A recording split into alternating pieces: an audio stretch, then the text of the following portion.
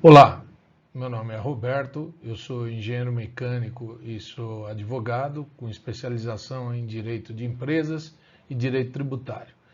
Esse é o nosso primeiro vídeo, um vídeo experimental. Nós queremos começar uma série de vídeos aqui falando sobre carreira, sobre formação de patrimônio e proteção desse patrimônio e, ao mesmo tempo, falarmos sobre planejamento tributário. Não adianta nada a gente trabalhar muito, estudar muito e começar a formar um patrimônio e que a gente não dê proteção a ele. Ele fica aí sujeito ao risco de ser tomado, zerado no caso de uma falência de um banco.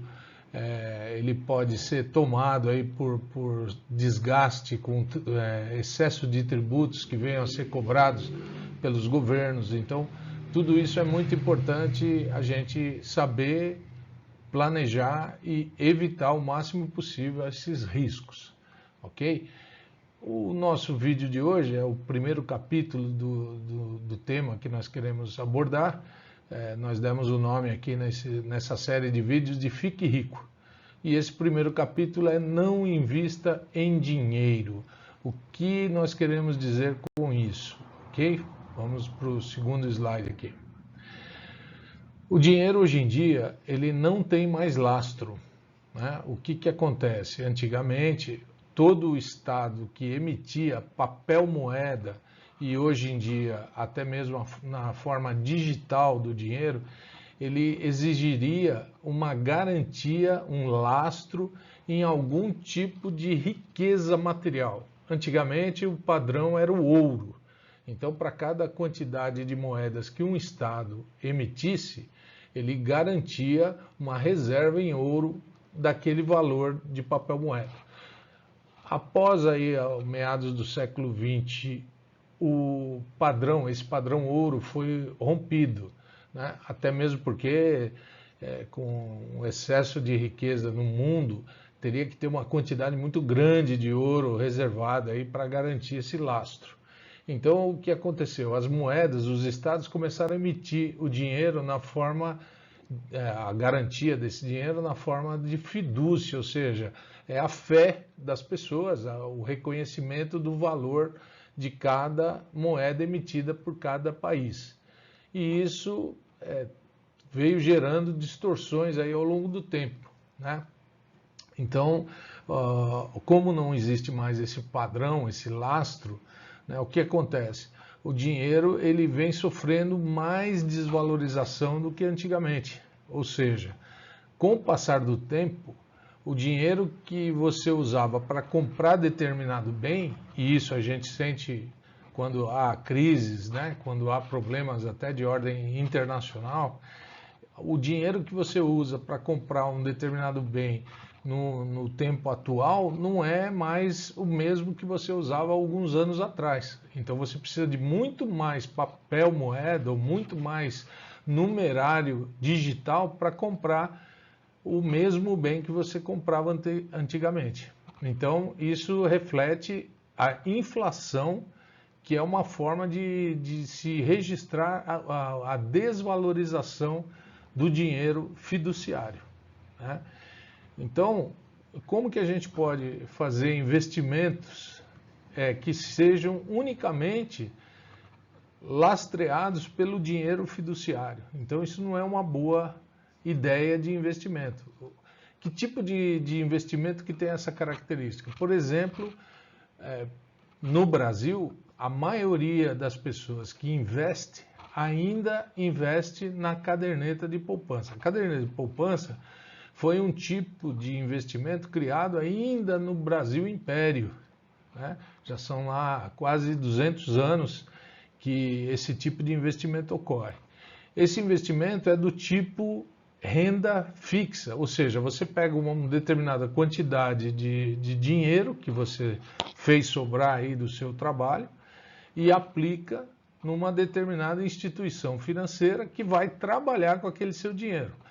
Parte do rendimento que ela ganha, né, após tributação ou não, no Brasil não há tributação ainda em caderneta de poupança, né, essa instituição financeira vai repassar uma parte do ganho que ele obteve, perdão, do ganho que a instituição financeira obteve, ela vai passar uma parte daquele ganho para o investidor.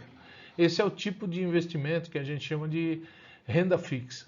Nada mais é do que um empréstimo, ou seja, você empresta aquele dinheiro para aquela instituição financeira que vai trabalhar juntamente com o governo, vai fazer determinado tipo de aplicação que é regulamentada para aquele tipo de caderneta de poupança, e no retorno daquele investimento, ele vai devolver uma parte para o investidor, pessoa física.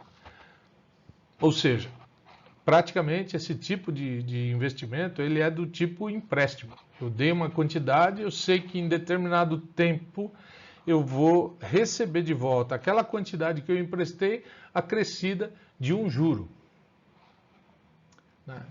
Ocorre que nesse período de tempo em que o dinheiro ficou investido, ocorre a deterioração também da moeda. O passar do tempo diminui o valor daquela moeda. Então há uma concorrência entre o ganho daquele dinheiro, daquele investimento, contra a perda da capacidade de compra daquele mesmo montante investido.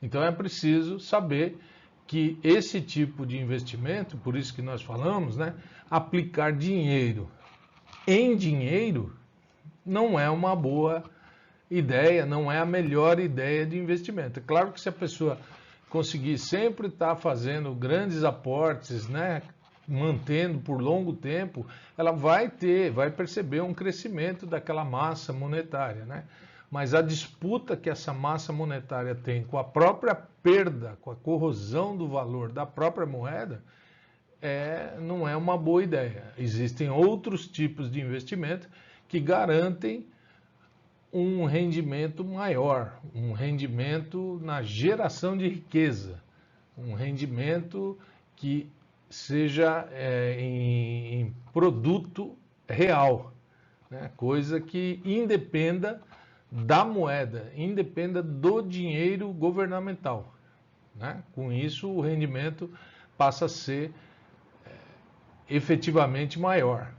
Há sempre risco. Todo investimento ele sofre algum tipo de risco. Ele passa por algum tipo de risco. Mas entre o investimento exclusivamente em dinheiro, que vai sofrer as perdas da inflação, e um investimento em produtos reais, produtos sólidos, na geração de riqueza por meio de empresas, por meio de imóveis, ele sofre menos risco do que o investimento puramente em dinheiro. Então, a pergunta que surge para nós terminarmos o nosso vídeo é qual o investimento que nós devemos aplicar o nosso dinheiro? Em qual tipo de investimento? Antes de tudo, é preciso ter a nossa mente preparada para investir e aumentar o nosso patrimônio. Que é uma importante decisão. Isso é uma importante decisão. Eu converso com várias pessoas que sempre têm algum tipo de desculpa para postergar, para procrastinar os seus investimentos. Eu não tenho dinheiro agora, eu estou esperando entrar um dinheiro, eu estou terminando de pagar uma dívida, eu estou acabando de saldar aí algum tipo de empréstimo que eu fiz, e está sempre postergando. O tempo é uma das variáveis mais importantes para o crescimento do patrimônio. Assim como ele é nefasto para o crescimento das dívidas, ele é muito importante também para o crescimento do patrimônio. Ou seja, quanto mais rápido a gente programar nossa mente, decidirmos investir, começar a investir, quanto mais nós vamos conseguir fazer crescer a nossa massa patrimonial. Ok? Então, a gente precisa focar na nossa profissão, focar no nosso trabalho, ter qualidade no nosso trabalho, saber termos uma vida organizada, sabermos gastar menos. Isso é uma decisão muito importante. Entendermos quais são as nossas despesas, quais são as nossas reais necessidades para que a gente gaste. A gente busque gastar menos do que o que a gente ganha para efetivamente fazermos sobrar uma quantidade importante de dinheiro a ser investido periodicamente, com mais frequência possível, né? Então, com isso, fazendo a nossa profissão, fazendo o nosso trabalho, o nosso emprego, fazendo o nosso empreendimento render mais do que o que ele tem de despesa, isso é o chamado lucro, né? Nós vamos ter um certo lucro. E com essa sobra, com essa economia, a gente precisa buscar frequentemente a compra de ativos que gerem renda, né? Tem que ser um objetivo constante a ser perseguido por todos nós, ok? Então, nós vamos parar o vídeo por aqui. Eu agradeço a atenção de todos e vamos para um segundo capítulo em breve, ok? Um forte abraço a todos e até a próxima vez.